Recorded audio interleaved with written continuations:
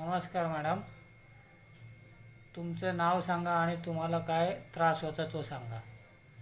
माझे नाव दीक्षा दयानंद बालंडे. मला थायरॉईडचा आणि PCODचा आजार होता.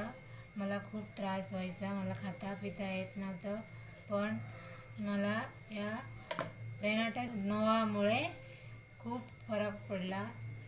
आणि हे प्रोटीनमुळे पण मला खूप फरक पडला.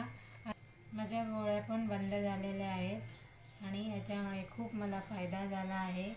हा प्रोडक्ट सगळ्यांनीच घ्यावा, आजारांनी पण घ्यावा आणि आजार नसलेल्या लोकांनी पण घ्यावा, कारण हे औषध नसून हे फूड सप्लिमेंट आहे.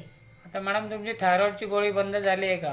आता माझी थायरॉईडची गोळी पूर्णपणे बंद झालेली आहे. थँक्यू.